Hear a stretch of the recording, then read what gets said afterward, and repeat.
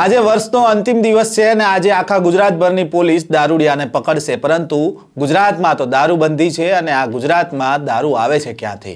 ગુજરાતમાં દારૂબંધી અંગે દમણના સાંસદ ઉમેશ પટેલે પોલીસની આબરૂ કાઢતા કહ્યું કે જેટલો દારૂ દમણમાં નથી મળતો એટલો દારૂ ગુજરાતમાં મળે છે। ગુજરાત પોલીસ પર આક્ષેપ કરતા શું કહ્યું દમણના સાંસદે, વિગતે વાત કરીશું આ વિડીયોમાં। વૈષ્ણવજન તો તેને કહીએ જે પીડ પરાઈ જાનાને રે। નમસ્કાર, નવજીવન ન્યૂઝમાં આપનું સ્વાગત છે। હું છું જયંત દાફડા। આજે વર્ષ 2024નો છેલ્લો દિવસ 31 ડિસેમ્બર છે અને રાત્રે 12 વાગ્યાથી નવા વર્ષ 2025ની શરૂઆત થઈ જશે। જો કે ન્યૂ યર પાર્ટી અને સેલિબ્રેશનને લઈને હવે ગુજરાત પોલીસ પર સવાલો ઉઠ્યા છે। લોકસભા સાંસદ ઉમેશ પટેલે ગુજરાત પોલીસને દારૂબંધી મુદ્દે આડે હાથ લીધી અને એક પછી એક ચાપખા માર્યા છે। નવા વર્ષની ઉજવણી માટે દીવ અને દમણ હંમેશાથી ગુજરાતીઓ માટે પ્રિય સ્થળ રહ્યું છે, પરંતુ છેલ્લા કેટલાય વર્ષોથી ન્યૂ યરની વેલકમ પાર્ટી અને 31સ્ટની ઉજવણીમાં દમણ અને દીવ 31સ્ટ માટે સહેલાણીઓ ઘટી રહ્યા છે, જેની સામે દમણ દીવના સાંસદ ઉમેશ પટેલે ગુજરાત પોલીસની કાર્યવાહી સામે પોતાની નારાજગી વ્યક્ત કરી છે। તેમણે જણાવ્યું કે છેલ્લા 7 વર્ષથી દમણના ટુરિસ્ટને ટાર્ગેટ કરાય છે અને દમણમાં આવતા સહેલાણીઓને દારૂના નશામાં ગુજરાતમાં ન જવું હોય તો તે તેમને ફોન કરી શકે છે અને તેમને રહેવા માટેની સગવડ પણ કરી આપશે। સાંભળો દમણના સાંસદ ઉમેશ પટેલને। નમસ્કાર, અને આપના માધ્યમથી હું તમામ ફરવા આવતા અને 31સ્ટની ઉજવણી કરવા આવતા તમામ પ્રવાસીઓને પહેલાં તો હું મારા દમણ દીવ વતી તમારું સ્વાગત કરું છું। અને આ બાબતે હું તમને એ કહેવા માગું છું કે જે કોઈ 31સ્ટની ઉજવણી કરવા માટે દમણ આવે છે કે દીવ આવે છે, તેઓએ રાત્રે પહેલી વાત તો નશાની હાલતમાં દમણ છોડવું કે દીવ છોડવું નહીં। અને જો તમને કોઈ દમણમાં અહીંયાથી પાછું જવા માટે એટલું મજબૂર બનવું પડતું હોય કે અહીંયા કોઈ રહેવાની વ્યવસ્થા નથી, તો આપ સૌને વિનંતી કરું છું કે આપ મારા નંબર ઉપર કોન્ટેક્ટ કરી શકો છો અને તમને હું મારા સમાજનો જે કોળી પટેલ સમાજનો હોલ છે ત્યાં રહેવાની વ્યવસ્થા કરી આપીશ।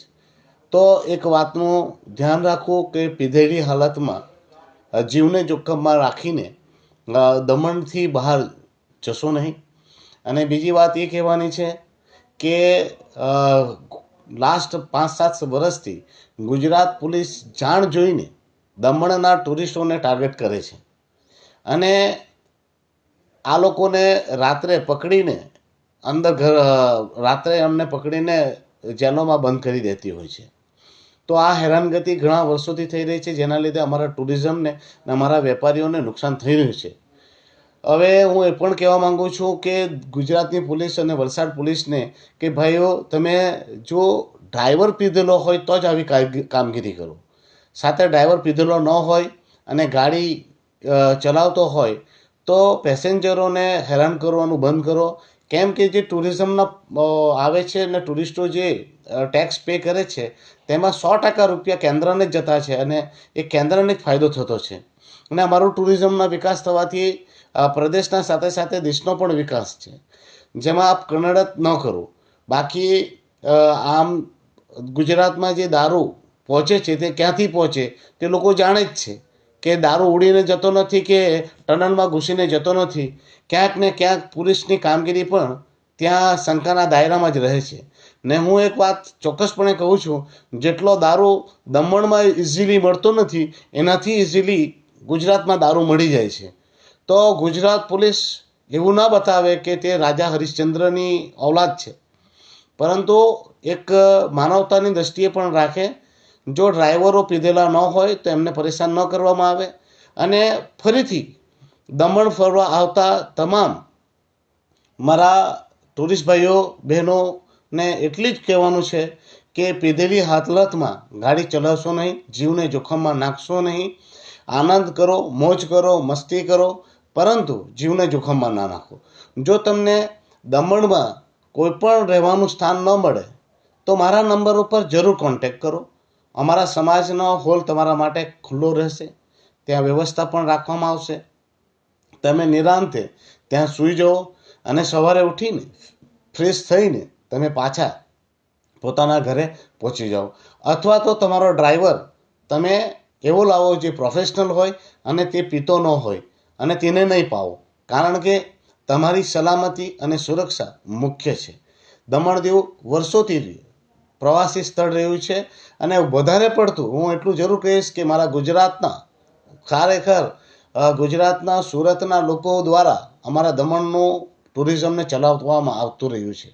તો આપ સૌને ફરીથી વિનંતી કરું છું કે 31 આવો, વેલકમ છે તમારું, પરંતુ સુરક્ષિત રહો, સલામત રહો, એ પણ અમારો ઉદ્દેશ છે. બસ આટલું જ કહેવાનું. તમને જો રહેવાની વ્યવસ્થા ન મળે તો મારો નંબર 9825844410 ઉપર જરૂર સંપર્ક કરજો. હું તમારી રહેવાની વ્યવસ્થા મારા સમાજના હોલમાં જરૂર કરી આપીશ. ધન્યવાદ. 31મી ડિસેમ્બરે દીવ અને દમણમાં સહેલાણીઓની સંખ્યામાં નોંધપાત્ર ઘટાડો થઈ રહ્યો છે. ત્યારે દમણના સાંસદ ઉમેશ પટેલે જણાવ્યું કે દમણમાં આવતા સહેલાણીઓને દારૂના નશામાં ગુજરાતમાં ન જવું હોય તો તેમને ફોન કરી શકે છે અને તેમણે દમણ ખાતે કોળી પટેલ સમાજના હોલ ખાતે સહેલાણીઓ માટે રાત્રિ રોકાણ માટે ખુલ્લો મૂકવાની તૈયારી દર્શાવી છે. સાથે જ ગુજરાતમાં દારૂબંધી અંગે સાંસદે ચોંકાવનારા ખુલાસા કરતા જણાવ્યું કે દમણમાં જેટલો દારૂ નથી મળતો તેના કરતાં વધારે દારૂ ગુજરાતમાં મળી રહ્યો છે અને આ દારૂ કોઈ ટનલમાંથી કે હવામાં ઉડીને તો આવતો નથી. સાથે જ 31મી રાત્રિ દરમિયાન દીવ દમણમાં વેલકમ ન્યૂ યર પાર્ટીમાં આવતા સહેલાણીઓ સામે ગુજરાત પોલીસ દ્વારા કરવામાં આવતી કાર્યવાહીને લઈને દમણમાં ગુજરાતીઓ આવતા સહેલાણીઓ ઘટી રહ્યા છે. ગુજરાત ડ્રાય સ્ટેટ હોવાથી ગુજરાત પોલીસ દ્વારા કડક કાર્યવાહી કરવામાં આવે છે. જે સહેલાણીઓ દારૂના નશામાં વાહન ચલાવતા હોય તેવા સહેલાણીઓ સામે ગુજરાત પોલીસ દ્વારા કડક કાર્યવાહી કરવામાં આવે તો ચાલશે, પરંતુ કાર ચાલક દારૂના નશામાં નથી અને અન્ય સહેલાણીઓ દારૂના નશામાં હોય તો તેવા કેસમાં ગુજરાત પોલીસ દ્વારા કરવામાં આવતી કાર્યવાહી સામે દમણ સાંસદ ઉમેશ પટેલે નારાજગી વ્યક્ત કરી છે. ગુજરાત પોલીસ દ્વારા દમણ અને દીવના પ્રવાસીઓને ખોટી રીતે ટાર્ગેટ કરવામાં આવતા હોવાના આક્ષેપ સાથે દમણ સાંસદ ઉમેશ પટેલે આક્ષેપ લગાવ્યા. સાથે તેમણે કહ્યું કે ન્યૂ યરની વેલકમ પાર્ટીમાં આવતા સહેલાણીઓને રાત્રિ દરમિયાન રોકાવા માટે કોઈ તકલીફ પડે તો સાંસદ ઉમેશ પટેલનો સંપર્ક કરો. વધુ સમાચારો સાથે ફરી મળીશું. ત્યાં સુધી નવજીવન ન્યૂઝ સાથે જોડાયેલા રહેજો.